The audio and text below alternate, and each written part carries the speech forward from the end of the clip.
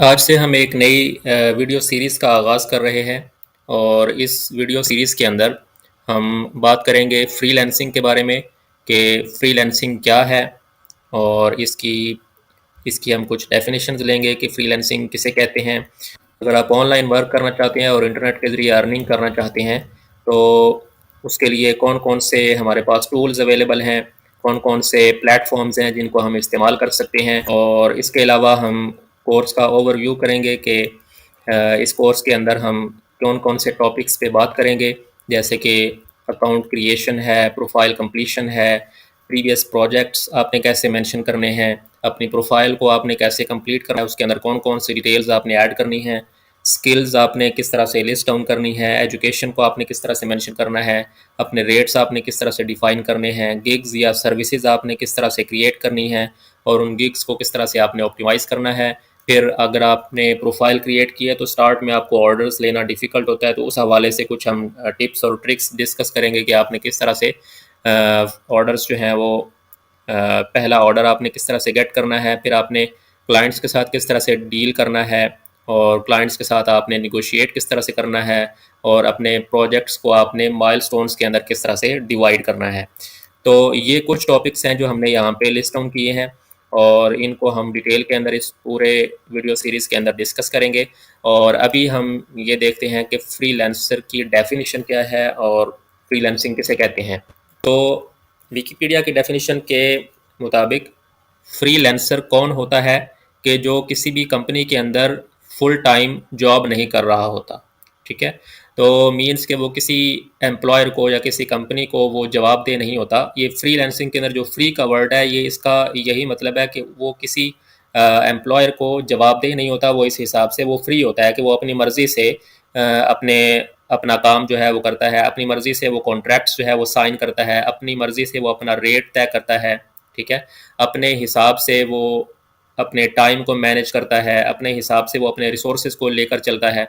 तो ये जो फ्रीलांसिंग के अंदर जो फ्री का वर्ड है, उसका मतलब ये है कि उस पे कोई किसी किस्म की इस तरह की एम्प्लॉयर की तरफ से कोई पाबंदी नहीं होती। वो इस लिहाज से वो फ्री होता है कि वो अपनी चीज़ों को खुद से मैनेज करता है, अपने हिसाब से वो सारी चीज़ों को लेकर चल रहा होता है और वो फुल टाइम किसी भी कंपनी के अंदर वो जॉब नहीं कर रहा होता। और इसी वजह से ये जो फ्रीलांसर्स होते हैं इनको हम सेल्फ एम्प्लॉयड भी कहते हैं।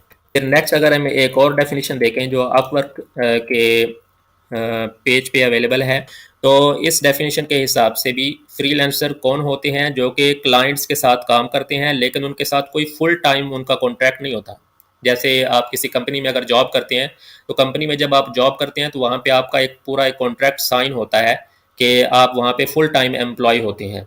ठीक है, और आपने उनकी टर्म्स एंड कंडीशंस के मुताबिक ही काम करना होता है और वो आपको फिक्स्ड सैलरी जो है वो आपको देती हैं आपके काम के इवज़ या आपकी सर्विसेज के इवज़। लेकिन जो फ्रीलांसर्स होते हैं इनका इस तरह से कोई फुल टाइम एम्प्लॉयमेंट का कोई कॉन्ट्रैक्ट नहीं होता किसी भी कंपनी के साथ। ये फ्री होते हैं, ये अपने जो कॉन्ट्रैक्ट्स होते हैं इनको ये खुद मैनेज करते हैं, क्लाइंट्स के साथ ये खुद डील करते हैं, उनके साथ रेट्स खुद तय करते हैं। ठीक है, और एक फ्रीलांसर जो है वो एक टाइम पे एक से ज़्यादा प्रोजेक्ट्स पे भी काम कर रहा होता है। ठीक है, और वो सारी चीज़ों को मैनेज कर रहा होता है खुद से। और जो IRS है, जो टैक्सिंग सर्विस है, जो रेवेन्यू की सर्विस है अमेरिका की, उसके मुताबिक जो फ्रीलांसर्स होते हैं उनको हम सेल्फ एम्प्लॉयड इंडिविजुअल्स कहते हैं। फिर यहाँ पे हम कुछ बेनिफिट्स डिस्कस कर लेते हैं फ्रीलांसिंग के। तो फ्रीलांसिंग के बेनिफिट्स हैं जैसे कि फ्लेक्सिबिलिटी है, मीन्स कि आप अपनी मर्ज़ी से चीज़ों को मैनेज करते हैं। आपने कहाँ पे बैठ के काम करना है, किस टाइम ड्यूरेशन के अंदर आपने काम करना है, तो वो सारी चीज़ें आप खुद से मैनेज करते हैं, अपने रेट्स वगैरह आप खुद डिफाइन करते हैं। फिर choice of clients and projects, जब आपने किसी किस क्लाइंट के साथ काम करना है तो आप उसकी रिक्वायरमेंट्स को देखते हैं। अगर आप ये देखते हैं कि आप इन रिक्वायरमेंट्स को मीट करते हैं और आपका जो बजट है क्लाइंट का वो अच्छा है, तो फिर आप उसको कंटिन्यू कर लेते हैं। अगर अगर आप समझते हैं कि इसकी क्लाइंट्स की जो रिक्वायरमेंट्स हैं वो बजट के साथ मीट नहीं कर रही, तो आप उसको लीव भी कर सकते हैं किसी प्रोजेक्ट को।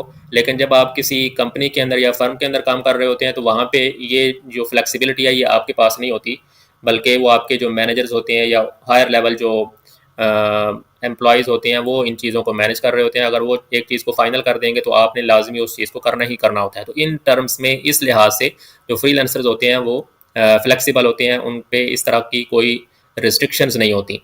और फिर उसी तरह जैसे हमने डिस्कस किया कि उनके अपने आप अपनी मर्ज़ी से अपने रेट्स जो हैं उनको सेट कर सकते हैं। ऑब्वियसली आपने मार्केट को देखना होता है कि मार्केट के अंदर जो है वो क्या डिमांड चल रही है, और उस हिसाब से आपने अपने रेट्स को डिफ़ाइन करना होता है।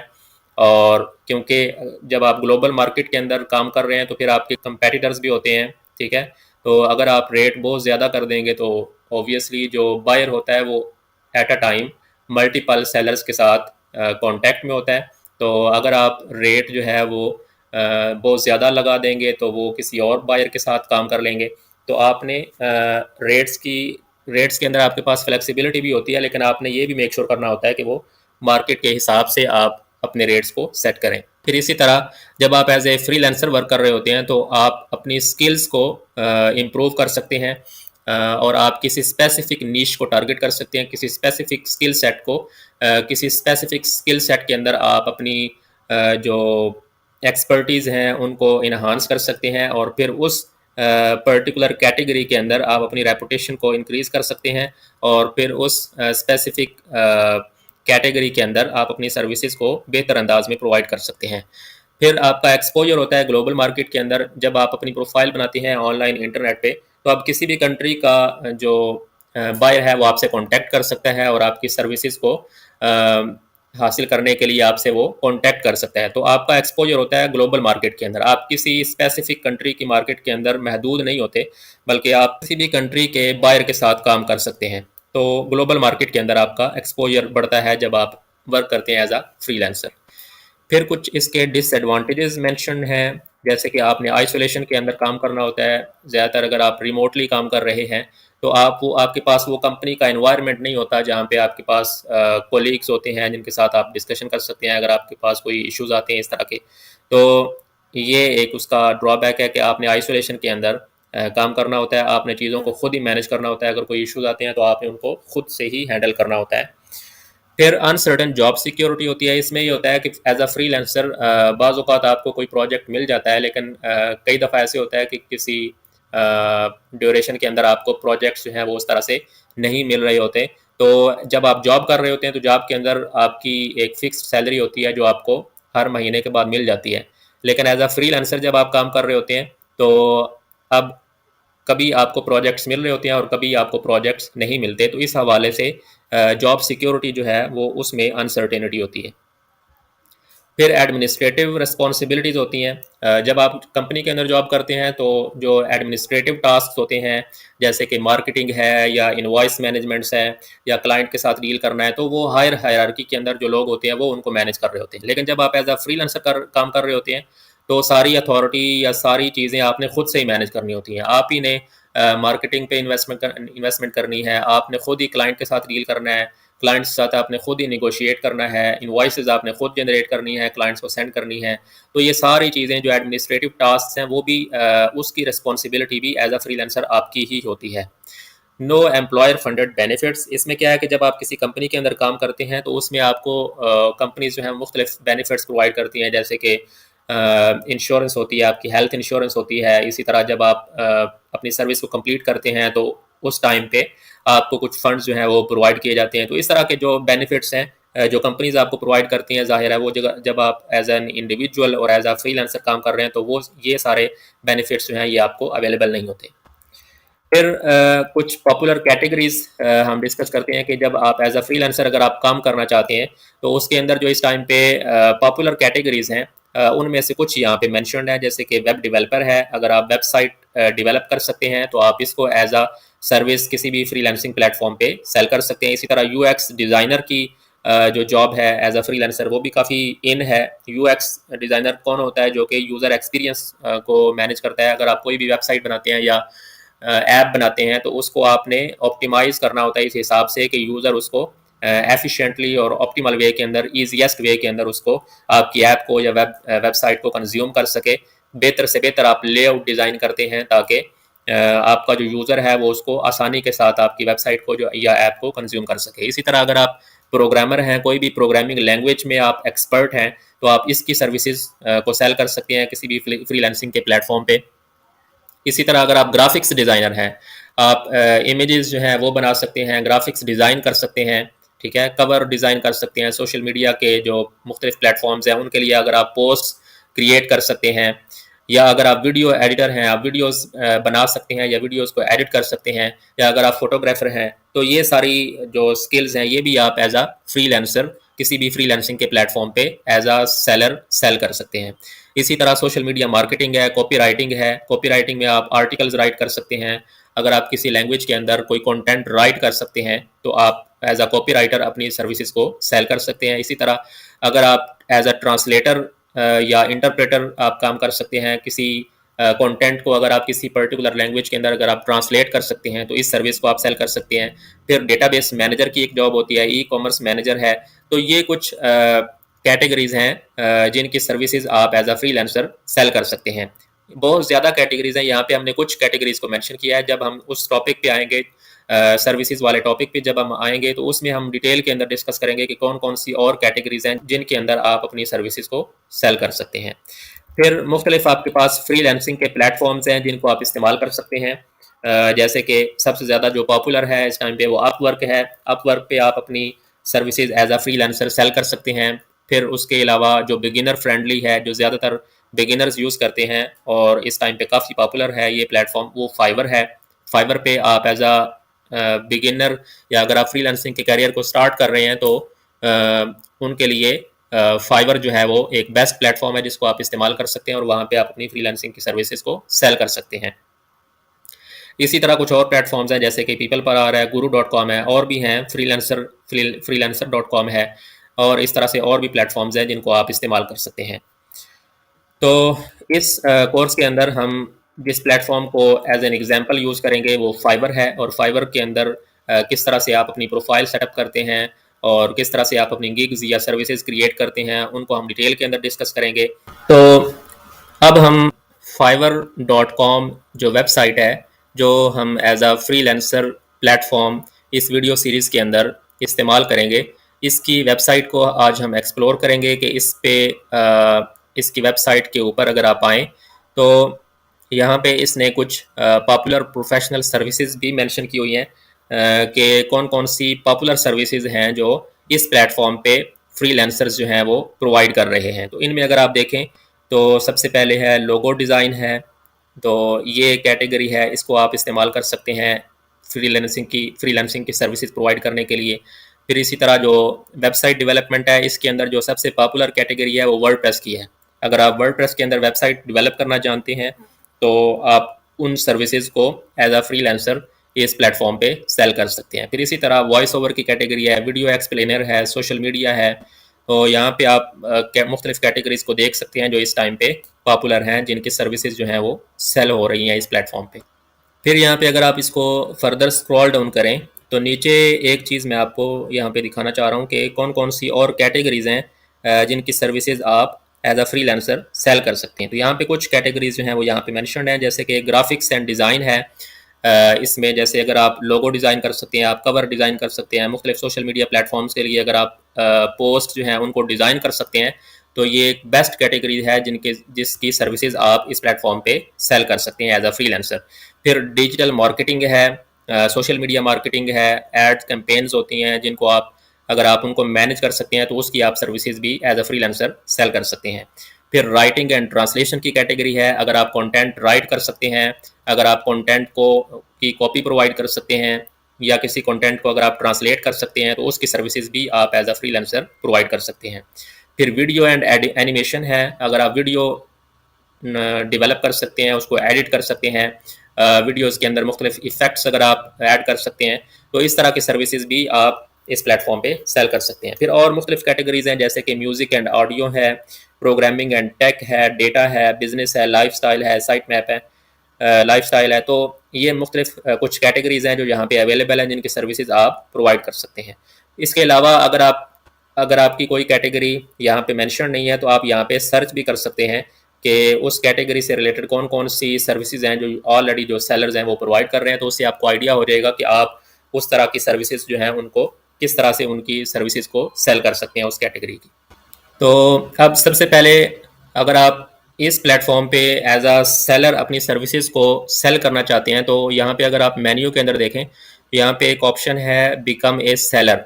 ठीक है, तो आपने जब इस प्लेटफॉर्म पे अपना अकाउंट बनाना है तो आपने मेक श्योर करना है कि आप अपना account as a seller create करेंगे, एज अ बायर आपने क्रिएट नहीं करना। बायर वो होता है जो फ्रीलांसिंग की सर्विसेज को गेट करना चाहता है, ठीक है, और सेलर वो होता है जो अपनी सर्विसेज को प्रोवाइड कर रहा होता है। तो आपने जब रजिस्टर करना है तो आपने एज अ सेलर अपना अकाउंट रजिस्टर करना है। तो आप इस लिंक पे अगर हम क्लिक करें तो इस लिंक पे जब हम क्लिक करते हैं तो यहाँ पे उसने कुछ कैटेगरीज जो हैं वो बताई हुई हैं कि आप रजिस्टर करना चाहते हैं एज अ डिज़ाइनर या as a developer, as a writer, video editor, musician, voice over artist, social media marketer, what is your skill, become a seller. तो आप इस लिंक पे क्लिक करके तो आप अपने आप को एज अ सेलर जो है वो रजिस्टर कर सकते हैं। तो हम सबसे पहले इस लिंक पे क्लिक करते हैं बिकम ए सेलर। तो अब यहाँ पे आप क्या करेंगे कि आप अपना अकाउंट जो है वो यहाँ पे क्रिएट करेंगे। तो जैसे भी आप किसी भी नॉर्मल वेबसाइट पे जब आप रजिस्टर करते हैं तो जो जो स्टेप्स होते हैं वही यहाँ पे भी स्टेप्स हैं। आपने अपनी ईमेल आईडी जो है वो यहाँ पे एंटर करनी है। कंटिन्यू पे आप क्लिक करेंगे तो नेक्स्ट जो फर्दर स्टेप्स वो कहेगा वो आपने उस तरह से परफॉर्म करते जाना है। या अगर आप ईमेल एड्रेस के जरिए अकाउंट क्रिएट नहीं करना चाहते तो यहाँ पे और भी ऑप्शन हैं, जैसे आप फेसबुक के जरिए रजिस्टर कर सकते हैं, गूगल के अकाउंट के जरिए आप ऑथराइज कर सकते हैं, इस अकाउंट क्रिएट कर सकते हैं। इसी तरह एप्पल के अकाउंट के साथ आप फाइवर का अकाउंट क्रिएट कर सकते हैं एंड सो ऑन। तो मेरा अकाउंट इसके अंदर ऑलरेडी क्रिएटेड है, तो यहाँ पे मैं इस स्टेप को आगे फर्दर प्रोसीड नहीं करूँगा। आप यहाँ पे ईमेल एड्रेस के जरिए कंटिन्यू करके तो नेक्स्ट स्टेप्स को आप कंप्लीट करके तो अपना जो अकाउंट है वो क्रिएट कर सकते हैं। तो जब आप अपना अकाउंट बना लेंगे तो आपको ईमेल रिसीव होगी। ईमेल के ज़रिए आप उस अकाउंट क्रिएशन की रिक्वेस्ट को कंफर्म करेंगे तो आपका अकाउंट जो है वो सक्सेसफुली क्रिएट हो जाएगा। तो जब आपका अकाउंट क्रिएट हो जाएगा तो फिर आपने साइन इन के बटन पे क्लिक कर देना है, और साइन इन पे यहाँ पे आप अपना यूज़र नेम या ईमेल आईडी एंटर करेंगे और फिर जो आपने पासवर्ड लिखा होगा वो एंटर करेंगे और कंटिन्यू पे क्लिक कर देंगे तो आप इस वेबसाइट के अंदर लॉग इन हो जाएंगे। तो अब मैं चूंकि इसके अंदर ऑलरेडी रजिस्टर्ड हूँ तो अब मैं अपने अकाउंट के अंदर लॉग इन करूँगा। तो अब मैंने अपने अकाउंट के अंदर फाइवर की वेबसाइट के ऊपर मैंने अपने अकाउंट के अंदर लॉगिन कर लिया है। तो जब आप अपने फाइवर के अकाउंट के अंदर लॉगिन करते हैं तो ये आपका सेलर का डैशबोर्ड पेज है जो आपको व्यू होगा। तो यहाँ पे आपकी कुछ प्रोफाइल से रिलेटेड जो इन्फॉर्मेशन है वो यहाँ पे विजिबल है। यहाँ पे सबसे पहले जो इम्पोर्टेंट चीज़ है, जो आपने जब आपने अपना अकाउंट क्रिएट करना है तो आपने अपनी प्रोफाइल पे जाना है।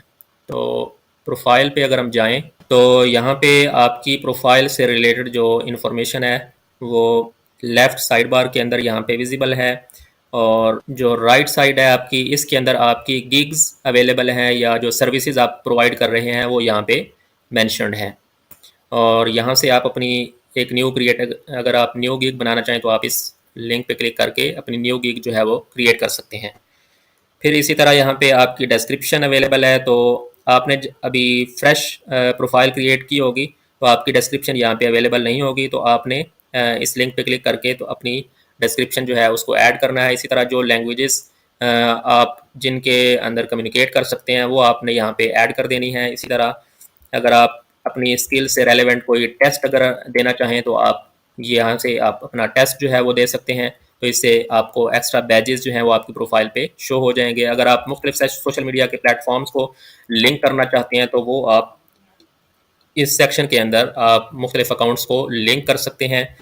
इसी तरह जो आपकी स्किल्स हैं जिनकी सर्विसेज आप प्रोवाइड कर रहे हैं ये आपने इस सेक्शन के अंदर अपनी वो स्किल्स सारी यहाँ पे ऐड कर देनी है, ऐड न्यू पे क्लिक करके। तो ये इंपॉर्टेंट पॉइंट है, इस पे आपने जो जो भी आपकी स्किल्स हैं आपने वो सारी स्किल्स यहाँ पे ऐड कर देनी है। इसी तरह जो आपकी एजुकेशन है उसकी इन्फॉर्मेशन आप यहाँ पे इस सेक्शन के अंदर ऐड कर सकते हैं। और फिर इसी तरह अगर आपने कोई सर्टिफिकेशंस की हुई हैं अपनी स्किल्स से रेलिवेंट तो उसकी इन्फॉर्मेशन भी आप यहाँ पे ऐड कर सकते हैं। तो राइट साइड पे आपके जो रिव्यूज़ हैं एज अ सेलर वो भी यहाँ पे मेंशन होते हैं आपकी प्रोफाइल पेज पे। तो इस तरह से आपने अपनी जो प्रोफाइल है उसके अंदर ये सारी इन्फॉर्मेशन जो है ये ऐड कर लेनी है। तो जब आपने अपना अकाउंट क्रिएट करना है तो आपने अपनी जो बेसिक इन्फॉर्मेशन है जैसे कि यूज़र नेम वगैरह है और अपनी जो टैग लाइन है वो ऐड करनी है। फिर इसी तरह आपने अपनी प्रोफाइल पिक्चर जो है वो ऐड करनी है, और उसके बाद आपने अपनी डिस्क्रिप्शन, लैंग्वेजेस और स्किल्स और एजुकेशन और सर्टिफिकेशन। तो सर्टिफिकेशन, एजुकेशन, स्किल्स और लैंग्वेजेस और डिस्क्रिप्शन, ये जो चीज़ें हैं ये आपने लाजमी अपनी प्रोफाइल के अंदर ऐड करनी है, और जो आपकी प्रोफाइल पिक्चर है वो उसके अंदर ऐड होनी चाहिए, आपकी टैगलाइन ऐड होनी चाहिए।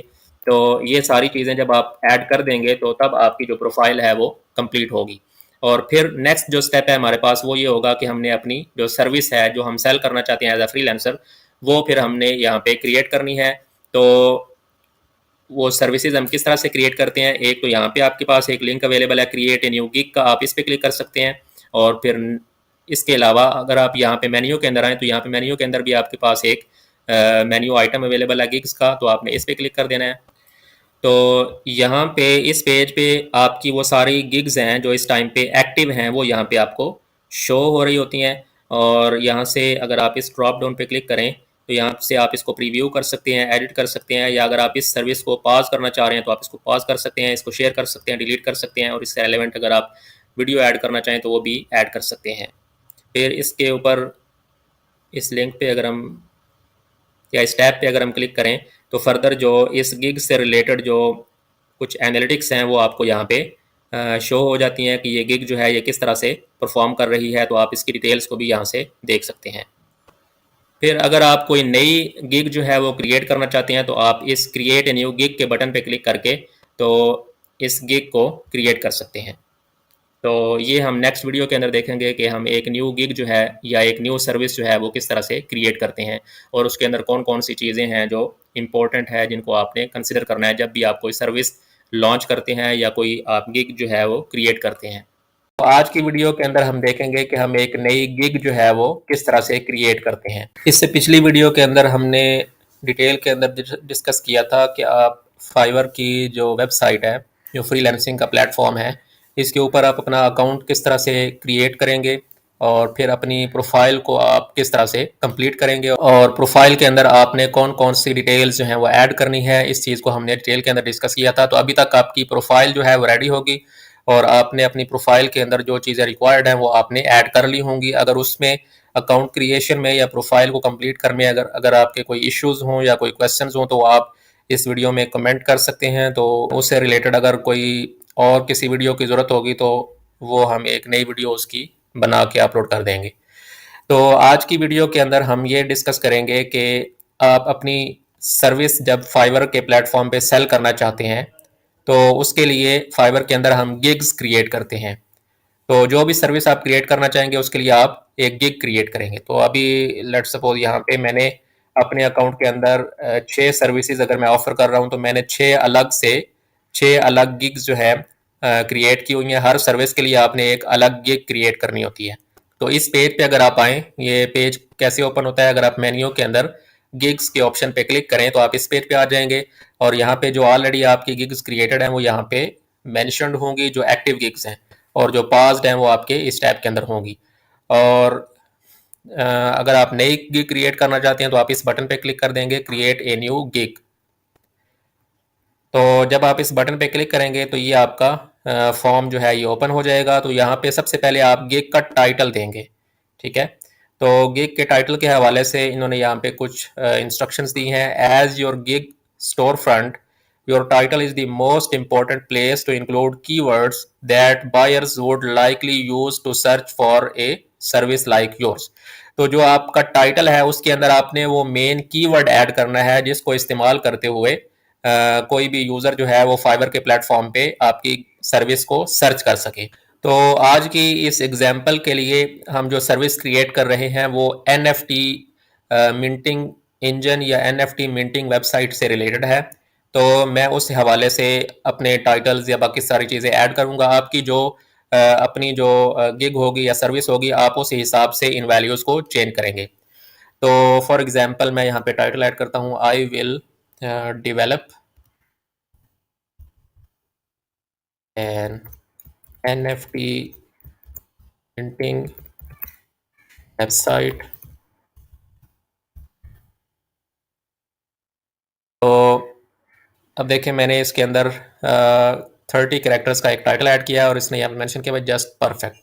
तो अब इसके अंदर मैंने अपना जो मेन कीवर्ड है NFT नॉन फंजिबल टोकन्स, तो ये हमारा यूजुअली मेन कीवर्ड्स होता है जिसकी बिना पे यूज़र जो है वो इस सर्विस को सर्च कर सकेंगे। और फिर मैंने उसका टाइटल मेन ऐड कर दिया, I will develop an NFT minting website. तो आप इस तरह से अपनी सर्विस का टाइटल ऐड करेंगे। फिर नेक्स्ट हमने कैटेगरी सेलेक्ट करनी है कि ये जो सर्विस है ये किस कैटेगरी से बिलोंग करती है। तो यहाँ पे उसने कुछ सजेस्टेड कैटेगरीज भी ऑटोमेटिकली आपको वो सजेस्ट कर रहा है आपके टाइटल की बेस पे। तो यहाँ से आप सर्च कर सकते हैं। फॉर एग्जांपल मेरे केस में प्रोग्रामिंग एंड टेक जो है ये उसकी कैटेगरी है और NFT डेवलपमेंट उसकी सब कैटेगरी है। तो मैं यहीं से इसको सेलेक्ट कर लूँगा। ठीक है। अगर आपको यहाँ पे वो कोई स्पेसिफिक कैटेगरी जो है वो सूटेबल अगर आपको यहाँ पे नहीं लगती तो आप मैनुअली यहाँ से सर्च कर सकते हैं।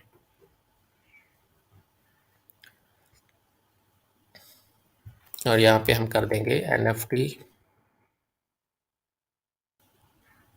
NFT development. और फिर इसी तरह नेक्स्ट आपने क्या करना है, सर्विस टाइप हमने सेलेक्ट करनी है यहाँ से। तो इस पर अगर हम क्लिक करें तो यहाँ पे मुख्तलिफ सर्विसेज हमारे पास हैं, जैसे NFT वेबसाइट्स है, NFT मार्केट प्लेस है, NFT जनरेटर्स है, स्मार्ट कॉन्ट्रैक्ट्स है एंड सो ऑन। तो हमारे केस में जो सूटेबल कैटेगरी बनती है, जो सूटेबल सर्विस बनती है वो NFT वेबसाइट्स है, कि हम एक NFT की साइट क्रिएट करेंगे।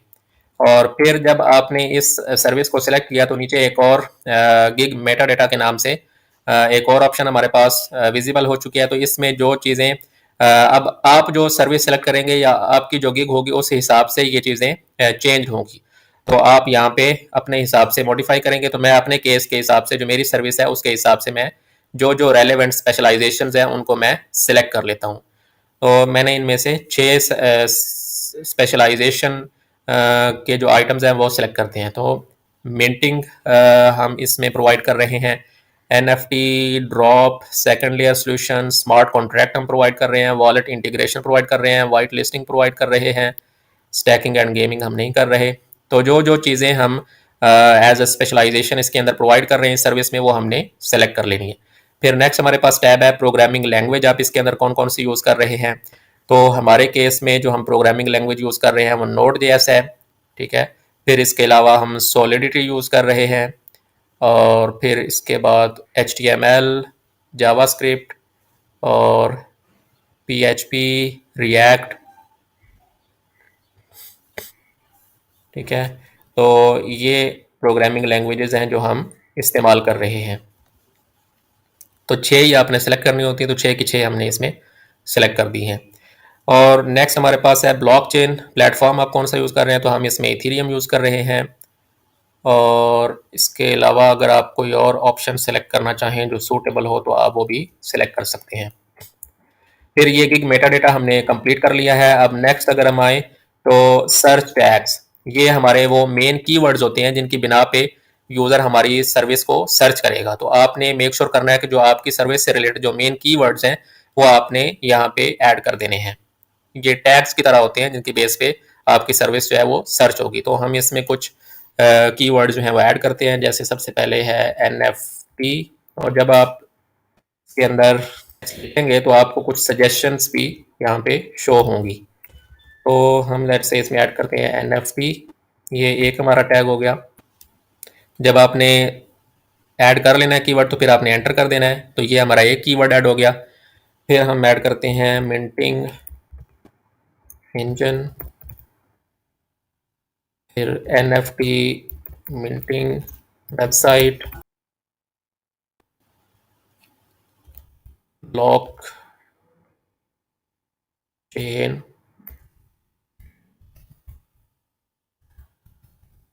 Development, smart contract.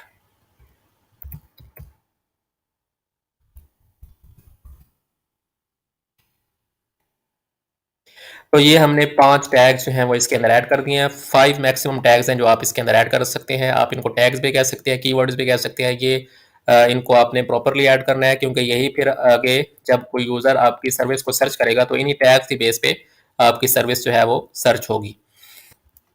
फिर नेक्स्ट आपने इस चेक बॉक्स को क्लिक कर देना है और फिर हम सेव एंड कंटिन्यू कर देंगे। और इसमें इसने हमें एक एरर दिया है, tag list can not contain tags with more than 20 characters. तो 20 कैरेक्टर्स से ज़्यादा आपके टैग्स जो हैं वो लेंथी नहीं होने चाहिए। आई थिंक ये वाला टैग जो है इसके अंदर जो कैरेक्टर्स हैं वो 20 से इंक्रीज कर रहे हैं, तो इस टैग को हम रिमूव करते हैं और इसकी जगह पे हम कोई और टैग ऐड कर देते हैं। तो लेट्स से यहाँ पे हम ऐड कर देते हैं सॉलिडिटी एंटर। तो अब अगर हम इसको सेव एंड कंटिन्यू करें तो अब ये पार्ट हमारा सक्सेसफुली कंप्लीट हो चुका है। अब नेक्स्ट हमने इसकी प्राइसिंग और इसके पैकेजेस जो हैं वो डिफाइन करने हैं। तो इसमें सबसे पहले हम इसका बेसिक पैकेज जो है वो ऐड करेंगे। तो जो हमारा बेसिक पैकेज है इसको हम नेम देते हैं NFT बेसिक, और इसको हम थोड़ी सी इसकी डिस्क्रिप्शन ऐड कर देते हैं। लेट्स से इसके अंदर हम ऐड करते हैं,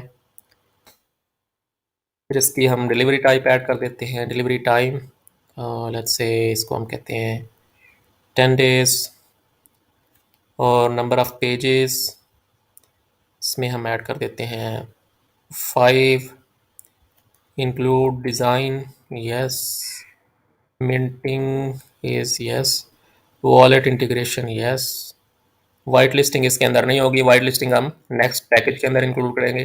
फिर कंटेंट अपलोड और इंक्लूड सोर्स भी इसके अंदर नहीं होगा, और रिवीजन्स इसके अंदर लेट्स से हम ऐड कर देते हैं 2, और इसकी प्राइस हम ऐड कर देते हैं 400 बेसिक पैकेज की।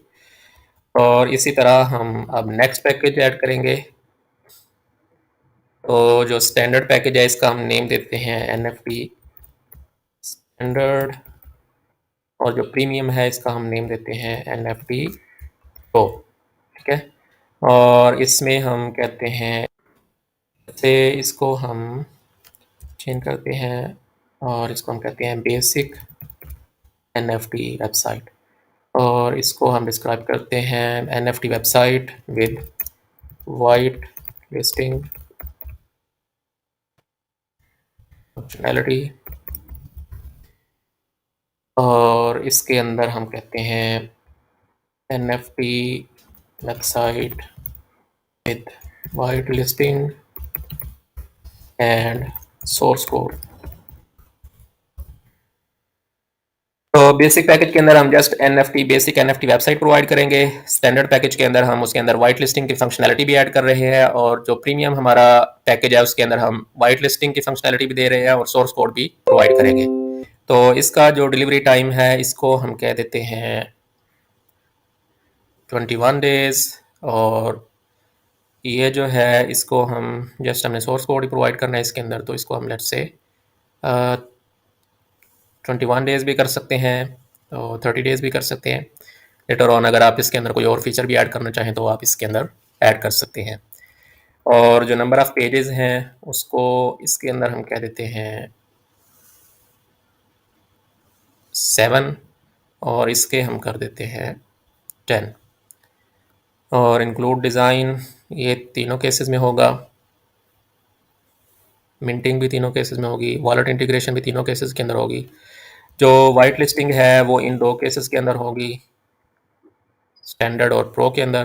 कंटेंट अपलोड जो है ये जस्ट प्रो के अंदर होगा, इंक्लूड सोर्स कोड भी जस्ट प्रो के अंदर होगा। और फिर इनकी जो प्राइसेस हैं इसकी प्राइस हम लेट्स से कर देते हैं 900, और इसकी प्राइस हम ऐड कर देते हैं $1400। और इनकी जो रिवीजन्स हैं वो इस केस में हम कर देते हैं 5, और प्रो के केस में हम रिवीजन्स कर देते हैं अनलिमिटेड। और इन चीज़ों को आप बाद में अगर एडजस्ट करना चाहें तो आप कर सकते हैं लेटर ऑन। और फिर अगर आप इस सर्विस के साथ कोई एक्स्ट्रा सर्विसेज भी अटैच करना चाहें तो वो भी आप कर सकते हैं। जैसे एक्स्ट्रा फास्ट डिलीवरी है तो उस केस में आप इनके जो डिलीवरी टाइम है उसको कम करके तो इनकी जो प्राइसेस हैं एक्स्ट्रा वो उसके लिए आप चार्ज कर सकते हैं। तो लेट्स से हम कहते हैं कि 10, 21 एंड 30 इसकी नॉर्मल डिलीवरी है। तो बेसिक के केस में हम let's say I will deliver in only 7, और इस ये 21 थी इसकी तो इसको हम कर देते हैं 14, और ये 30 थी तो इसको हम कर देते हैं 21, और एक्स्ट्रा चार्जेस आप इसके ऐड कर सकते हैं जैसे 100 और इसके केस में हम एक्स्ट्रा ऐड कर सकते हैं लेट्स से 130 और इसके केस में 150। तो इस तरह से आप एक्स्ट्रा चार्जेस ऐड कर सकते हैं अगर आप इसको फास्ट डिलीवर करना चाहते हैं। अगर कोई यूज़र फास्ट डिलीवरी को की ऑप्शन को पिक करेगा तो वो एक्स्ट्रा इतने चार्जेस पे करेगा। फिर इसी तरह एडिशनल पेजेस के लिए आप अलग से चार्जेस ऐड कर सकते हैं। इसी तरह वाइट लिस्टिंग की फंक्शनैलिटी अगर एक्स्ट्रा ऐड करना चाहें तो वो उसके लिए आप ऐड कर सकते हैं।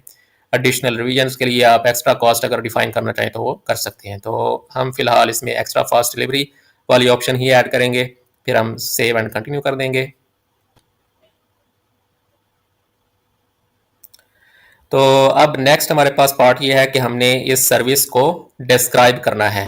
तो आपने जितनी पॉसिबल आपकी डिस्क्रिप्शन है इसके अंदर अपनी सर्विस से रिलेटेड वो आपने इसके अंदर ऐड कर देनी है। इसके अंदर आप अपनी एक्सपर्टीज़ को मेंशन कर सकते हैं। आपने अगर कोई प्रीवियस इस तरह के टास्क कंप्लीट किए हुए हैं तो उनको आप लिस्ट कर सकते हैं। फिर यहाँ पे डिस्क्रिप्शन के हवाले से इसने कुछ सजेशंस दिए हैं, जैसे describe what you are offering. इसमें आपने एग्जैक्टली डिस्क्राइब करना है कि आप इस सर्विस के अंदर क्या चीज़ ऑफर कर रहे हैं। Be as detailed as possible so buyers will be able to understand if this meets their needs। और इसके अंदर आपने ज़्यादा से ज़्यादा डिटेल्स ऐड करनी है ताकि आपका जो बायर है वो आपकी इस सर्विस को एग्जैक्टली अंडरस्टैंड कर सके कि आप इसके अंदर क्या क्या चीज़ें प्रोवाइड कर रहे हैं। Should be at least 120 characters, और 120 कैरेक्टर्स इसके अंदर कम से कम आपने ऐड करने हैं, और मैक्सिमम इसके अंदर 1200 कैरेक्टर्स आप ऐड कर सकते हैं। फिर अगर आपको इसके अंदर कंफ्यूजन हो कि आप इसकी सर्विस की डिस्क्रिप्शन को किस तरह से ऐड करें, तो उसके अंदर एक ट्रिक ये है कि आप फाइबर के ऊपर सर्च करें जो ऑलरेडी सेलर्स इस सर्विस को प्रोवाइड कर रहे हैं। ठीक है, आप उन 3, 4 या 5 सर्विसेज को, जो एग्जिस्टिंग सर्विसेज हैं, जो एग्जिस्टिंग सेलर्स जो इस सर्विस को प्रोवाइड कर रहे हैं, आप उसको सर्च कर सकते हैं और उनकी जो डिस्क्रिप्शन हैं उनको स्टडी करने से आपको आइडिया हो जाएगा कि आपने इसके अंदर कौन कौन सी आपने इसके अंदर किस तरह से डिस्क्रिप्शन को ऐड करना है। तो ये एक छोटा सा ट्रिक है जिसको आप इस्तेमाल कर सकते हैं। तो हम यहाँ पे अपनी सर्विस के हवाले से जो डिस्क्रिप्शन है वो ऐड कर देते हैं। तो ये हमने इसके अंदर डिस्क्रिप्शन जो है वो अपनी सर्विस से रिलेटेड जितनी भी डिटेल्स थी वो हमने इसके अंदर ऐड कर दी हैं, और इसको आप लेटर ऑन एडिट भी करना चाहें तो आप एडिट कर सकते हैं। तो फिर नेक्स्ट हमारे पास कुछ फ्रीक्वेंटली आस्क्ड क्वेश्चंस हैं, वो अगर आप इसके अंदर ऐड करना चाहें तो वो आप ऐड कर सकते हैं। तो लेट्स से एग्जांपल के तौर पे हम एक क्वेश्चन इसके अंदर ऐड करते हैं। यस, तो इस तरह से अब ये वो पॉसिबल क्वेश्चंस हैं जो आपके क्लाइंट के माइंड में आ सकते हैं आपकी सर्विस को परचेज करने से पहले। तो वो पॉसिबल क्वेश्चंस जो आपके क्लाइंट के माइंड में आ सकते हैं, आपने उसको पहले ही इस सेक्शन के अंदर आंसर कर देना है। एक एग्जांपल सिनेरियो हमने ये कंसिडर किया है कि अब यूज़र को ये क्वेश्चन हो सकता है कि क्या इसके अंदर वाइट लिस्टिंग की फंक्शनैलिटी अवेलेबल होगी या नहीं, तो उसका हमने इसके अंदर आंसर ऐड कर दिया है। इस तरह से और भी पॉसिबल जो क्वेश्चंस आपके माइंड में आ सकते हैं वो आप ऐड करके तो उनके आंसर्स आप ऐड कर सकते हैं यहाँ पे। तो लेटर ऑन भी आप इस सेक्शन को एडिट कर सकते हैं। फिलहाल हम इस एक क्वेश्चन पे इक्तिफा करेंगे और इसको हम ऐड पे क्लिक कर देंगे। तो ये क्वेश्चन हमारा ऐड हो चुका है। अब हम सेव एंड कंटिन्यू कर देंगे। तो ये सेक्शन हमारा सेव हो चुका है। अब नेक्स्ट हमारे पास है इसकी रिक्वायरमेंट्स।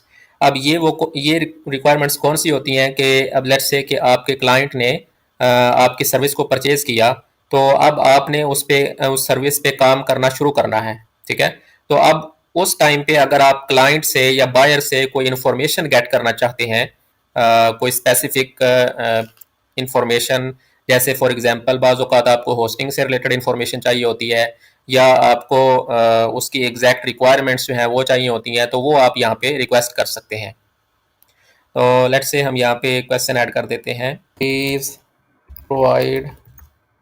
ये हमने इसके अंदर एक क्वेश्चन ऐड कर दिया है, और इसको हम किस फॉर्म में गेट कर रहे हैं, एज अ फ्री टेक्स्ट। ठीक है, या आप इसमें अटैचमेंट गेट कर सकते हैं, या मल्टीपल चॉइस अगर आप क्वेश्चन ऐड करना चाहें तो वो ऐड कर सकते हैं। तो इसको हम फिलहाल फ्री टेक्स्ट ही रखते हैं और इसको हम ऐड कर देते हैं। इसके अलावा और अगर आप कोई रिक्वायरमेंट्स सेट करना चाहें तो आप जितने मर्जी क्वेश्चन इसके अंदर ऐड करना चाहें कर सकते हैं। तो अभी हम इसको सेव एंड कंटिन्यू कर देंगे। और फिर नेक्स्ट हमारे पास ये है कि हमने इसके इमेजेस वगैरह ऐड करनी है, जो कि हमारी मेन थंबनेल की इमेज होगी, या एक जो मेन आपकी कवर की इमेज होती है, तो वो हमने ऐड करनी है। तो इमेजेस से रिलेटेड कुछ इंस्ट्रक्शन इसने यहाँ पे प्रोवाइड किए हैं। जो बेस्ट इमेज साइज़ है फाइबर के लिए, वो रिकमेंडेड साइज इसका 1280 क्रॉस 769 पिक्सल्स है। और मिनिमम जो साइज़ है वो 712 पिक्सल क्रॉस 430 पिक्सल है, और जो मैक्सिमम साइज़ है वो 5 MB है। तो आपने एक अच्छा सा इसका एक कवर इमेज जो है वो इस रेजोल्यूशन का वो क्रिएट कर लेना है, जो अट्रैक्टिव हो, जिसके अंदर आपने अपनी सर्विस का टाइटल आप ऐड कर सकते हैं, या और कुछ जो मेन इन्फॉर्मेशन है वो आप उसके अंदर ऐड कर सकते हैं। तो अब इमेज आप किस तरह से डिज़ाइन करेंगे, वो आप कैनवा एक साइट है, इसके अंदर जाके तो आप किसी भी साइज़ की जो इमेज है वो डिज़ाइन कर सकते हैं। तो हमने एक ऑलरेडी इमेज जो है वो इसके लिए, इस सर्विस के लिए डिज़ाइन की है, तो इसको हम डाउनलोड कर लेते हैं यहाँ से। तो ये हम इसको पीएनजी के अंदर डाउनलोड कर सकते हैं या जेपीजी के अंदर कर सकते हैं। तो फिलहाल इसको हम पीएनजी के अंदर ही डाउनलोड करते हैं और डाउनलोड पे क्लिक कर देंगे। तो ये हमारी इमेज जो है ये डाउनलोड हो चुकी है। अब इसको हम यहाँ पे अपलोड कर लेंगे। यहाँ से हम इसको ड्रैग एंड ड्रॉप भी कर सकते हैं। तो ये हमने इस पर ड्रैग कर दी और ये हमने अपनी कवर इमेज जो है वो इसके अंदर ऐड कर दिया। अब इसके अलावा अगर आप और इमेजेस ऐड करना चाहें तो वो भी आप यहाँ से कर सकते हैं। 3 इमेजेस आप यहाँ पे अपलोड कर सकते हैं। फिर इसके अलावा अगर आप कोई वीडियो डेमो अगर आप अपनी सर्विस का ऐड करना चाहें तो वो भी आप यहाँ से ऐड कर सकते हैं। और इसके अलावा अगर आप कोई पीडीएफ डॉक्यूमेंट्स अपलोड करना चाहें जिसके अंदर आपका वर्क आपने शोकेस किया हुआ हो तो वो भी आप यहाँ पे अपलोड कर सकते हैं। फिलहाल हम इसको इमेज पे ही इक्तिफा करते हैं और इसको सेव एंड कंटिन्यू कर देते हैं। तो अब ऑलमोस्ट हमारा ये जो गिग क्रिएशन का प्रोसेस है ये कंप्लीट हो चुका है, और अब हम इसको सेव एंड प्रीव्यू भी कर सकते हैं, सेव भी कर सकते हैं और लेटर ऑन इसको पब्लिश कर सकते हैं। और अगर आप अभी इसको पब्लिश करना चाहें तो फिर हम इस बटन पे क्लिक कर देंगे, पब्लिश गिग। तो अब हमारी ये जो गिग है ये पब्लिश हो चुकी है, और इसको अब आप शेयर कर सकते हैं मुख्तलिफ सोशल मीडिया के प्लेटफॉर्म्स पे, और फिर हम डन पे क्लिक कर देंगे। तो ये हमारी सर्विस है जो अभी हमने क्रिएट किया है। इसको अगर आप प्रीव्यू करना चाहें तो आप यहाँ पे इस बटन पे क्लिक करके इसको देख सकते हैं। ये आप देखें, ये अभी हमने सर्विस क्रिएट की है।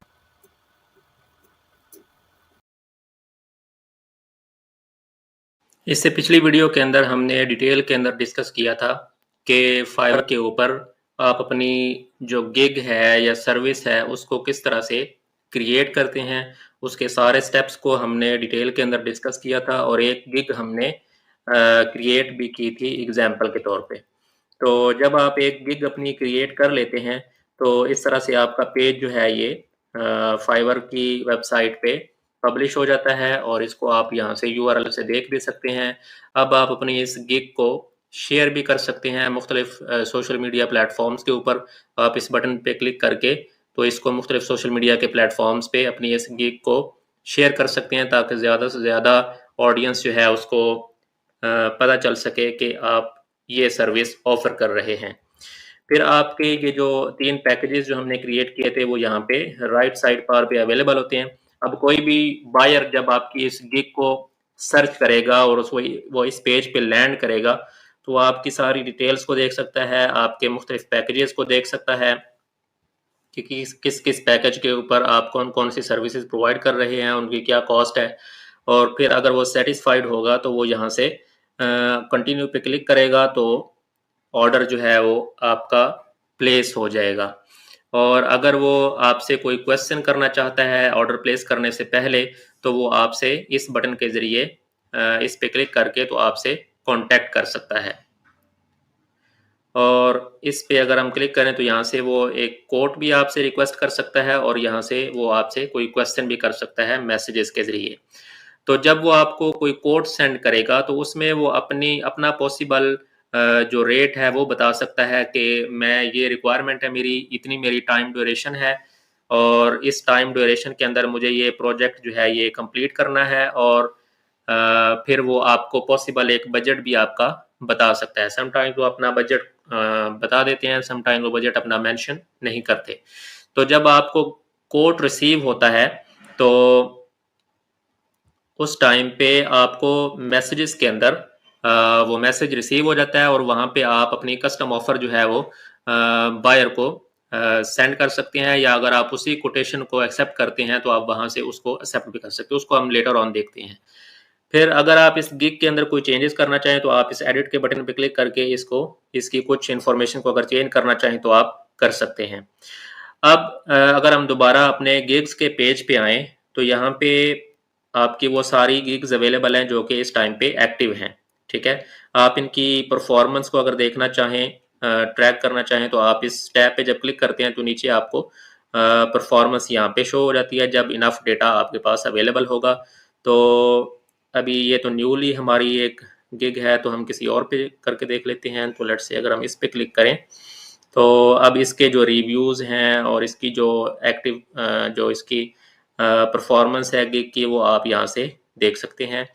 और इसमें एक और चीज़ है कि यहाँ पे आप नोट करें इम्प्रेशंस और क्लिक्स। इम्प्रेशंस वो होते हैं कि जब कोई यूज़र किसी पर्टिकुलर सर्विस को सर्च करता है, तो आपकी जो सर्विस है वो कितनी दफ़ा उस सर्च रिजल्ट्स के अंदर अपीयर हुई है, ठीक है? और क्लिक्स वो होता है कि जब वो अपीयर होती है उस सर्च रिजल्ट्स के अंदर, तो कोई आपकी अगर गिग पे क्लिक करता है तो वो क्लिक्स के कॉलम्स के अंदर डिस्प्ले होती है। और ऑर्डर्स के अंदर आपकी वो टोटल ऑर्डर्स आते हैं उसके उस ड्यूरेशन के, जो यहाँ पे सिलेक्टेड होती है।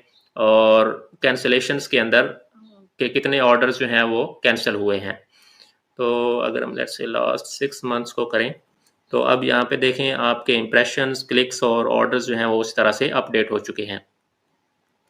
एक और जो इम्पोर्टेंट चीज़ है यहाँ पे, वो आपने ये मेक श्योर करना है कि ये जो आपका चेक बॉक्स है ये आपने क्लिक्ड रखना है।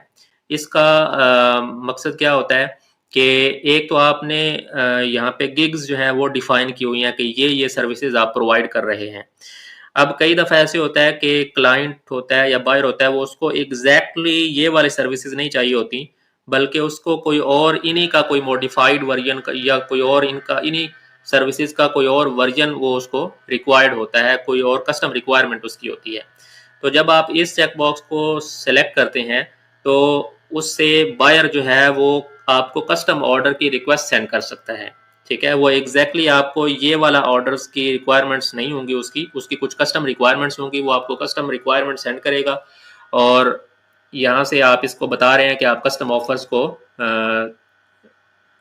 एक्सेप्ट करते हैं, तो वो आपकी रिक्वायरमेंट्स आपको रिक्वायरमेंट सेंड करेगा और आप उस हिसाब से अपना जो कस्टम उसका जो कॉस्ट है वो बना के तो उसको कस्टम ऑफर सेंड कर सकते हैं। कस्टम ऑफर्स किस तरह से सेंड करते हैं वो हम लेटर ऑन डिस्कस करेंगे।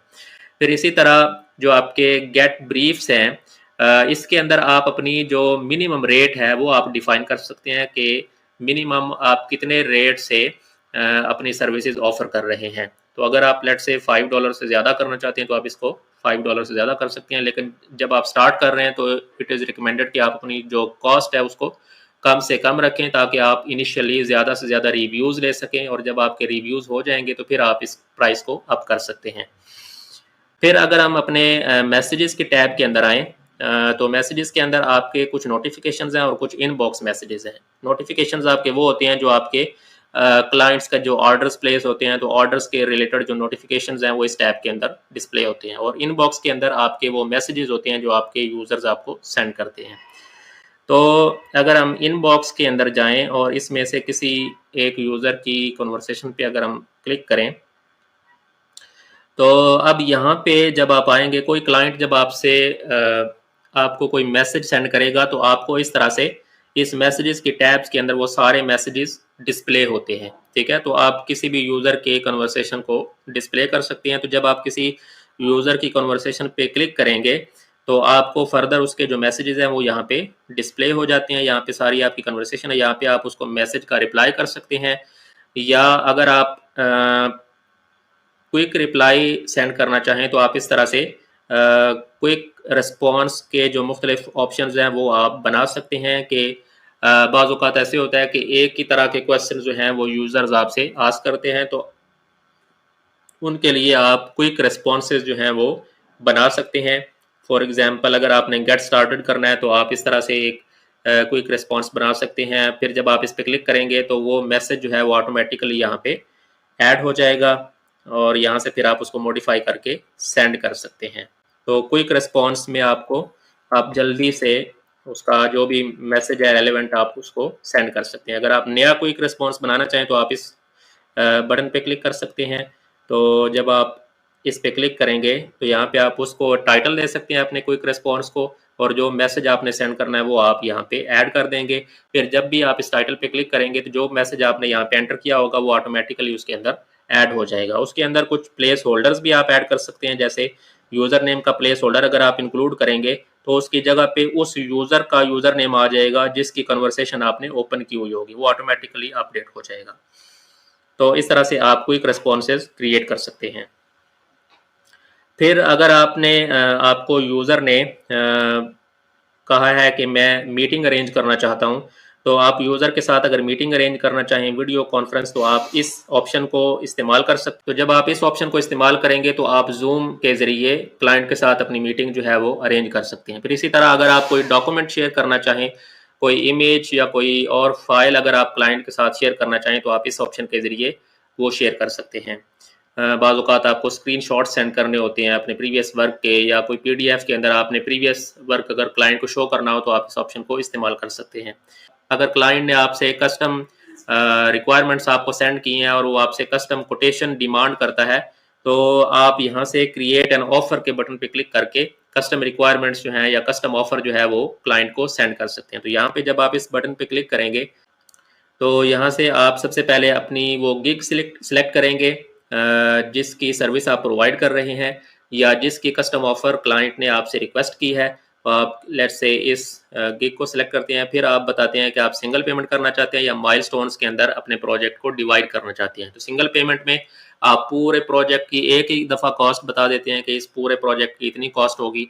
माइलस्टोन्स के अंदर आप पूरे प्रोजेक्ट को छोटे छोटे मॉड्यूल्स के अंदर या छोटे छोटे माइलस्टोन्स के अंदर डिवाइड कर सकते हैं, और फिर हर माइलस्टोन की आप अलग से कॉस्ट जो है वो बता सकते हैं।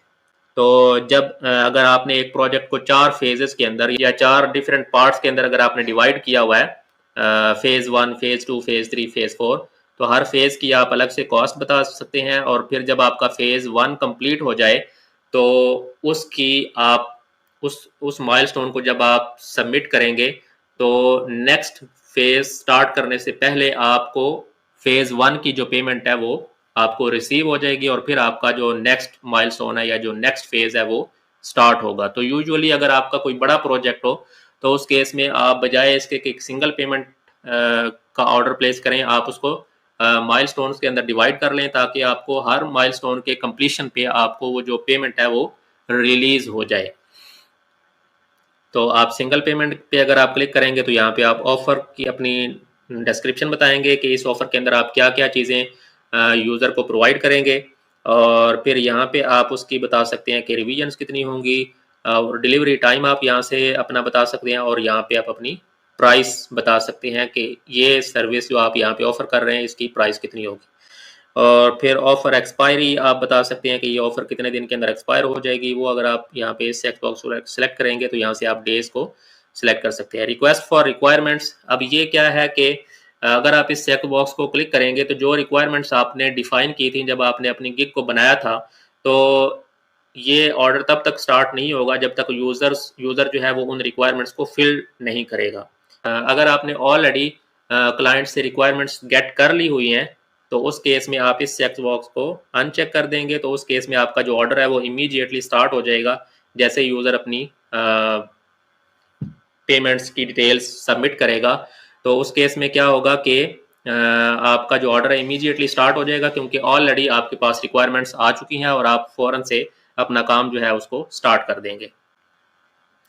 फिर इसी तरह अगर आप इस ऑफ़र के अंदर कुछ एक्स्ट्रा जो आपकी सर्विसेज हैं अगर आप उनको इनेबल करना चाहें या इसमें अगर आप वो भी प्रोवाइड कर रहे हैं तो वो आप रेलेवेंट जो इंक्लूड्स हैं ऑफर्स एक्स्ट्राज हैं वो भी आप इसमें इंक्लूड कर सकते हैं। फिर एक और चीज़ है, अगर आप दूसरा केस लेते हैं जैसे कि अगर आप इसी प्रोजेक्ट को मुख्तलिफ फेजेस के अंदर डिवाइड करना चाहते हैं तो आप इस पर क्लिक कर दें। तो यहाँ पे इसका जो फॉर्म है वो थोड़ा सा मॉडिफाई हो जाएगा। यहाँ पे आप उसी तरह डिस्क्रिप्शन इसकी देंगे ऑफ़र की, और फिर आप ये आपका फर्स्ट माइलस्टोन है या फर्स्ट फेज़ है उसका आप नेम बताएंगे, उसकी रिवीजन्स कितनी है, उसके डिलीवरी टाइम कितना है, उसकी प्राइस कितनी है फर्स्ट फेज़ की, ठीक है, और उसकी आप डिस्क्रिप्शन दे देंगे, सेव कर देंगे। फिर इसी तरह जब ये आप ऐड कर लेंगे तो फिर आप क्या कर सकते हैं, फिर जब आप इसको सेव करेंगे तो नेक्स्ट माइलस्टोन का ऑप्शन आ जाएगा, आप उस पर क्लिक करेंगे तो आप एक नया माइलस्टोन ऐड कर सकते हैं। इस तरह से आप जितने भी माइलस्टोन्स या जितने भी फेजेस ऐड करना चाहें इस ऑफर के साथ वो कर सकते हैं। तो फेजेस का फ़ायदा ये होता है कि आप बड़े प्रोजेक्ट को मुख्तलिफ पार्ट्स में या सब फेजेस के अंदर डिवाइड कर देते हैं। तो उसमें क्या होता है कि आप जब भी एक फ़ेज़ कंप्लीट कर लेते हैं तो आप अपने बायर को कहते हैं कि मैंने ये फ़ेज़ कंप्लीट कर लिया है, इसकी पेमेंट आप रिलीज़ कर दें, तो फिर आप अपना नेक्स्ट फ़ेज़ जो है वो स्टार्ट कर सकते हैं। तो इसका एक और फ़ायदा ये भी होता है कि एक ट्रिक या टिप ये भी है कि आप अपने बड़े प्रोजेक्ट्स को हमेशा माइलस्टोन्स के अंदर किया करें। उसका फ़ायदा ये होता है अगर किसी वजह से आपका क्लैश आ जाता है अपने बायर के साथ और वो रेजोल्यूशन सेंटर के अंदर चला जाता है कि वो कहता है कि मेरा ऑर्डर जो है वो कैंसिल कर दें, तो अगर आपने पूरे प्रोजेक्ट को एक ही पेमेंट के अंदर अगर आपने उसको सबमिट किया होगा, तो अगर इन केस खुदा न खास्ता अगर आपका ऑर्डर कैंसिल होता है तो वो सारी पेमेंट आपकी कैंसिल हो जाएगी। उसके अगेंस्ट अगर आपने उसको माइलस्टोन्स के अंदर डिवाइड किया होगा, तो अब लेट से आपने 1 या 2 माइलस्टोन्स कंप्लीट कर लिए थे और आप थर्ड माइलस्टोन पे थे और उसके अंदर अगर कोई क्लैश आता है तो वो उस केस में जस्ट आपका थर्ड और फोर्थ जो माइलस्टोन है वो कैंसिल होगा और जो फर्स्ट 2 हैं वो उसकी पेमेंट आप ऑलरेडी रिकवर कर चुके होंगे। ठीक है, तो ये एक और फायदा होता है अपने प्रोजेक्ट्स को माइलस्टोन्स के अंदर डिवाइड करने का। फिर एक जो यूजुअली एक क्वेश्चन रेज होता है कि क्या जब आप फ्रीलांसिंग पे कोई प्रोजेक्ट करते हैं तो क्या उसके अंदर आपकी पेमेंट्स जो हैं वो सिक्योर्ड होती हैं? ऐसा तो नहीं होता कि आप सारा काम कंप्लीट करें और आपको एंड पे पेमेंट ही ना मिले।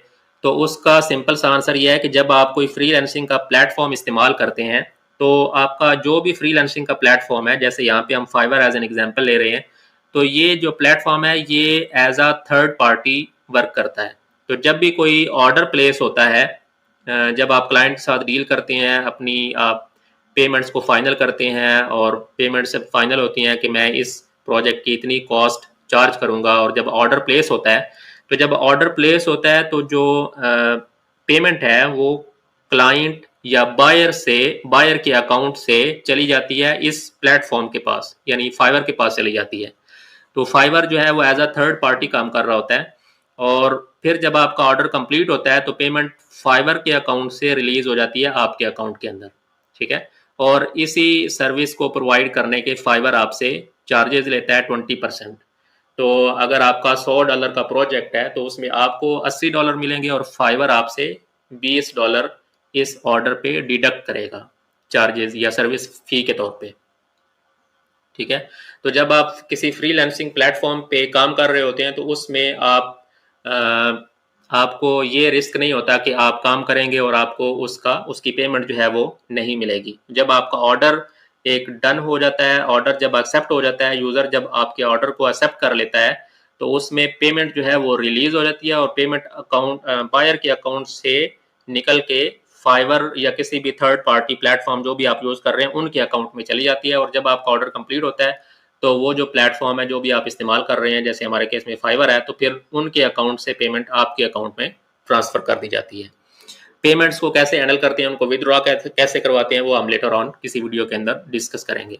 एक और चीज़ जो इम्पोर्टेंट है कि बाज़ औक़ात ऐसे होता है कि आपने किसी क्लाइंट के साथ ऑर्डर डन कर लिया, आपकी रिक्वायरमेंट्स फाइनल हो गई और आपका ऑर्डर जो है वो स्टार्ट हो चुका है। तो बाज़ औक़ात क्या होता है, क्लाइंट्स जो हैं वो कुछ एक्स्ट्रा रिक्वायरमेंट्स भी उसके अंदर ऐड कर देते हैं कि ये रिक्वायरमेंट्स हैं जो एडिशनल जो उसने स्टार्ट के अंदर डिस्कस नहीं की होती जब उसने कॉस्ट का आपसे पूछा था या जब आपने ऑर्डर प्लेस किया था।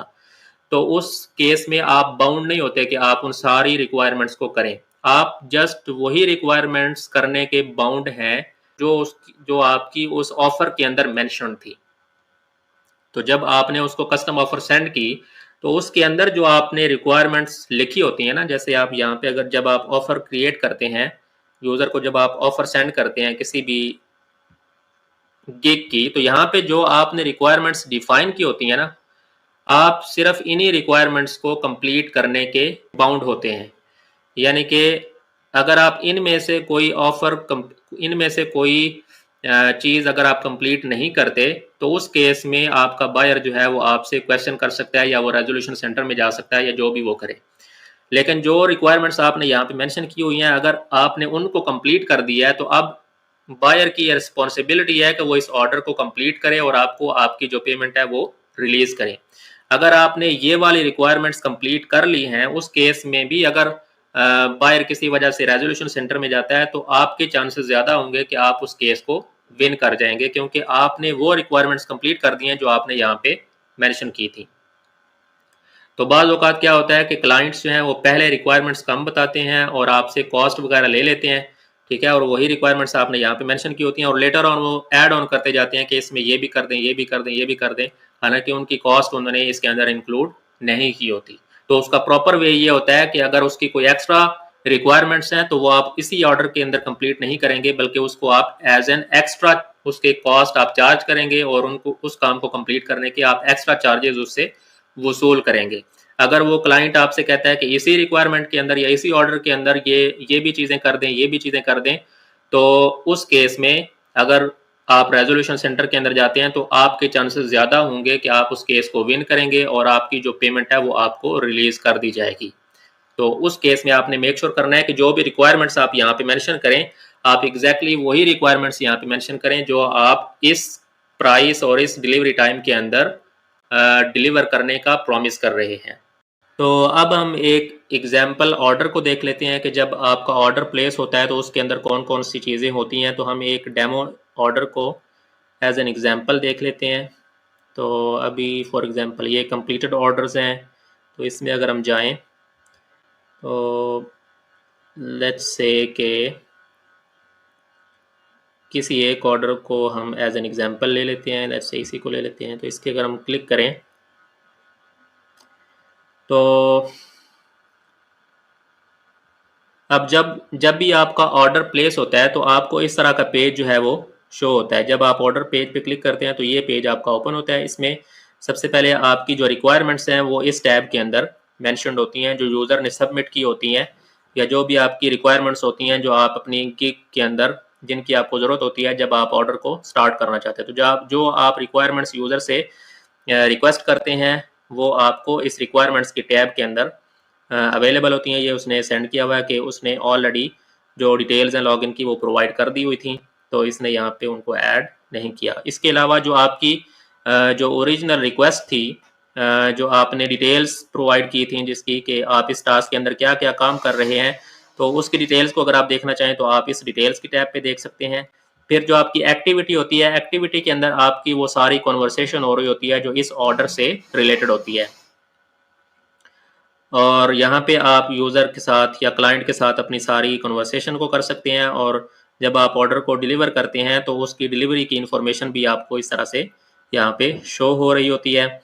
और इस तरह से आप यूज़र को सारी रिक्वायरमेंट्स या सारी डिटेल्स जो इस ऑर्डर से रिलेटेड होती है वो आप जब आपका ऑर्डर एक स्टार्ट हो जाता है तो आपने अब जितनी भी कन्वर्सेशन करनी है वो आपने इस ऑर्डर के पेज पे करनी है, ठीक है। ऑर्डर के स्टार्ट होने के बाद आपने वो कोई और मैसेज, उसकी जो मैसेजेस वाली टैब है ना, यहाँ पे जाके मैसेजेस के अंदर आपने उसके किसी मैसेज को रिस्पॉन्ड नहीं करना जो आपके ऑर्डर से रिलेटेड है।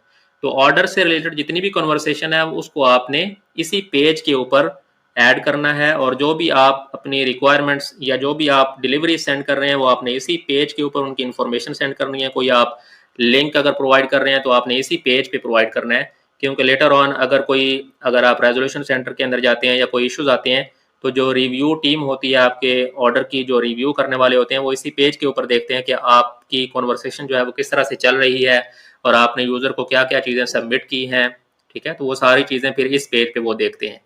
और इसके जो राइट साइड है, जो साइड बार है, इसके अंदर आपकी वो एक शॉर्ट समरी होती है आपके ऑर्डर की, जो डिटेल्स हैं वो आपको यहाँ पे अवेलेबल होती हैं। यहाँ पे आप नोट्स ऐड कर सकते हैं जो सिर्फ आपको विजिबल होते हैं। और इसी तरह अगर कोई आप रेजोल्यूशन सेंटर के अंदर जाना चाहते हैं, ऑर्डर से रिलेटेड कोई इश्यूज आ जाती हैं, आपका क्लाइंट आपसे कुछ एक्स्ट्रा डिमांड कर रहा है जो कि आपकी ओरिजिनल रिक्वायरमेंट्स के अंदर मेंशन नहीं थे, तो उस केस में आप रेजोल्यूशन सेंटर के अंदर जा सकते हैं, आप वहाँ पे अपनी रिक्वेस्ट सेंड कर सकते हैं। तो उसमें क्या होगा कि वो जो फाइबर की टीम है वो आपकी इन सारी एक्टिविटीज़ को ट्रैक करेगी। उसमें वो ये चेक करेंगे कि अगर आपका पॉइंट वैलिड है तो आपको पेमेंट वो रिलीज कर देंगे, और अगर वो समझेंगे कि जो क्लाइंट है वो अपने पॉइंट में वैलिड है तो उस केस में वो ऑर्डर को कैंसिल भी कर सकते हैं। तो रेजोल्यूशन सेंटर के अंदर बहुत कम दफ़ा ऐसा होता है कि कोई क्लाइंट जाए या आप जाएं, ऐसा यूजुअली नहीं होता। लेकिन एक्सट्रीम केस में अगर आपको जाना पड़े तो उस केस में आप इस ऑप्शन को इस्तेमाल कर सकते हैं। और अगर आप ओवरऑल अपनी जो परफॉर्मेंस है उसको अगर आप देखना चाहें तो आप एनालिटिक्स के टैब के अंदर जा सकते हैं। तो एनालिटिक्स के अंदर जब आप जाएंगे तो यहाँ पे आपको ओवरऑल अपनी जितनी भी अर्निंग्स हैं या जो स्टैटिस्टिक्स हैं वो आपको यहाँ पे अवेलेबल होते हैं। आपने कितने ऑर्डर्स कंप्लीट किए हैं, टोटल आपकी सेल्स कितनी हैं, किसी पर्टिकुलर मंथ के अंदर आपने कितनी सेल्स की हैं, और यहाँ से आप इस ड्यूरेशन को चेंज कर सकते हैं। और यहाँ पे आपको वो सारी जो डिटेल्स हैं वो शो हो जाएंगी, आपकी परफॉर्मेंस क्या रही है इस साल के अंदर, और आपका जो लेवल है। अब सेलर यूज़र के फाइवर के अंदर मुख्तलिफ सेलर लेवल्स होते हैं। जब आप स्टार्ट करते हैं तो आपका ये इनिशियल लेवल होता है, आप इस पॉइंट पे होते हैं। फिर अगर आप कुछ ऑर्डर्स कंप्लीट करते हैं और आपके कुछ रिव्यूज़ अच्छे आते हैं, कुछ रिक्वायरमेंट्स होती हैं हर लेवल की, जब आप उन रिक्वायरमेंट्स को मीट करते हैं तो आप नेक्स्ट लेवल पे मूव करते जाते हैं। तो अभी फॉर एग्जांपल अगर मैं अपना अकाउंट देखूं तो मेरे लेवल 2 है, और इस लेवल 2 से टॉप रेटेड सेलर के ऊपर जाने के लिए कुछ रिक्वायरमेंट्स हैं जो अभी मैंने मीट नहीं की। जैसे कि आपकी जो टोटल अर्निंग्स हैं वो $20,000 जो हैं जब रीच करेंगी, और बाकी जो आपकी ये रिक्वायरमेंट्स हैं ये भी मीट होंगी, तो तब आप टॉप रेटेड सेलर जो हैं वो बन सकते हैं। तो ये हर लेवल की मुख्तलिफ आपकी रिक्वायरमेंट्स होती हैं। जैसे जैसे आप इनको कंप्लीट करेंगे तो आप नेक्स्ट लेवल पे मूव करते जाएंगे। और फिर ये आपकी ओवरऑल रेटिंग्स होती हैं, आप इनको यहाँ से देख सकते हैं। फिर आप वर्ल्ड डोमिनेशन देख सकते हैं कि आपने किस किस कंट्री के अंदर कितने ऑर्डर्स आपने एंटरटेन किए हैं। तो आप हर कंट्री की टोटल सेल्स को देख सकते हैं यहाँ पे। और ओवरऑल जो आपकी वर्ल्ड डोमिनेशन है ये इस टाइम पे 17% है। तो ये आप यहाँ से इसका ओवरव्यू देख सकते हैं। फिर जो नेक्स्ट है, जब आप कोई ऑर्डर्स कंप्लीट करते हैं और उनकी अर्निंग्स को आप देखना चाहें तो आप अर्निंग्स के टैब पे क्लिक कर सकते हैं। तो यहाँ पे जब आप आएंगे तो अब क्या होता है कि जब आपका ऑर्डर कंप्लीट होता है तो फाइवर की ये पॉलिसी है कि वो जो फंड्स हैं वो फाइवर के अकाउंट में तो पड़े होते हैं, ठीक है, और वो क्लियर करने में आपको 14 दिन फाइवर लेता है। मीन्स के आज अगर आपने ऑर्डर कंप्लीट किया है तो आज से 14 दिन के बाद आपको पेमेंट जो है वो रिलीज होगी। तो जब ऑर्डर कंप्लीट होता है तो वो पेमेंट आपको यहाँ पे शो होती है पेंडिंग क्लियरेंस, ठीक है, और 14 दिन के बाद वो जो पेमेंट है वो पेंडिंग क्लियरेंस से निकल के अवेलेबल फॉर विदड्रॉल में आ जाएगी। तो जब पेमेंट आपकी यहाँ पे अवेलेबल हो जाएगी तो तब आप इस पेमेंट को विदड्रॉ करवा सकते हैं। और पेमेंट को आप विदड्रॉ कैसे कर सकते हैं, वो आप पेपाल का अगर आपका अकाउंट है तो आप उसको लिंक कर सकते हैं, या अगर आप बैंक ट्रांसफर करना चाहते हैं तो उसके लिए मिनिमम रिक्वायरमेंट $20 की है, तो आप बैंक को अटैच कर सकते हैं। या अगर आप फाइवर रेवेन्यू कार्ड, ये अगर आपका पेओनियर का अकाउंट हो तो पेओनियर के अकाउंट जब आप क्रिएट करते हैं तो आपको वहाँ पे कार्ड भी रिसीव हो जाता है, एटीएम कार्ड। तो आप पेओनियर के अकाउंट को भी इसके साथ लिंक कर सकते हैं और फिर उससे आप अपनी पेमेंट्स को विदड्रॉ कर सकते हैं। और अगर आप पाकिस्तान में हैं तो आप पेमेंट जो पेओनियर है, तो पेओनियर से आप पेमेंट जब आप यहाँ से ट्रांसफर करेंगे पेओनियर के अकाउंट के अंदर, तो पेओनियर के अकाउंट को आगे आप लिंक कर सकते हैं अपने जैज कैश के साथ या HBL के अकाउंट के साथ। तो फिर पेओनियर से आप विदड्रॉ कर लेंगे अपने HBL के अकाउंट के अंदर, पेमेंट विदड्रॉ कर सकते हैं, या उसको आप जैज कैश के जरिए विदड्रॉ करवा सकते हैं। तो पेओनियर का अकाउंट अगर आपका नहीं है और अगर आप पेओनियर का अकाउंट बनाना चाहते हैं तो सिंपली आप उसकी वेबसाइट पे जाएंगे। तो ये पेओनियर की वेबसाइट है payoneer.com। आप इस वेबसाइट पे जाके सिंपल अपना गेट स्टार्टेड पे क्लिक करके तो अपना अकाउंट बना सकते हैं। जिस तरह आप किसी भी नॉर्मल वेबसाइट के ऊपर अपना अकाउंट बनाते हैं उसी तरह से आप अपनी ईमेल आईडी के जरिए इस पे अकाउंट बना सकते हैं। और जब आपका अकाउंट एक्टिवेट हो जाएगा तो फिर उस अकाउंट को आप इस बटन पे क्लिक करके तो आप अपने पेओनियर के अकाउंट को इसके साथ लिंक कर सकते हैं। जब आप इस पे क्लिक करेंगे तो वो आपको रीडायरेक्ट करेगा पेओनियर पे, वहां पे आप अपनी लॉगिन की क्रेडेंशियल्स ऐड करेंगे तो ऑटोमेटिकली आपका जो अकाउंट है वो आपके फाइवर के अकाउंट के साथ लिंक हो जाएगा। तो फिर आप अपनी जो अर्निंग्स हैं उनको अपने पेओनियर के अकाउंट में विदड्रॉ करेंगे और फिर अपने पेओनियर के अकाउंट को आप लिंक कर सकते हैं जैज कैश या HBL के साथ। इसी तरह अगर आप किसी और कंट्री के अंदर हैं तो उससे रिलेटेड अगर आप अपने ऑप्शंस को अगर आप पेयोनियर के साथ लिंक करना चाहें तो वो आप फर्दर उसको एक्सप्लोर कर सकते हैं कि कौन कौन सी ऑप्शंस आपके कंट्री के अंदर अवेलेबल हैं।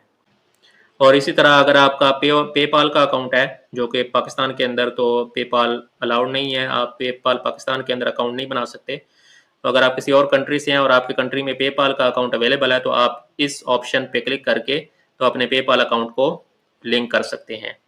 अभी ये ऑप्शंस डिसेबल क्यों हैं? इस वजह से क्योंकि अभी आपके पास कोई पेमेंट अवेलेबल नहीं है विथड्रॉल के लिए। तो जब आपकी पेमेंट अवेलेबल हो जाएगी तो तब आपके ये ऑप्शंस भी एक्टिव हो जाएंगे और आप इनको इस्तेमाल कर सकते हैं।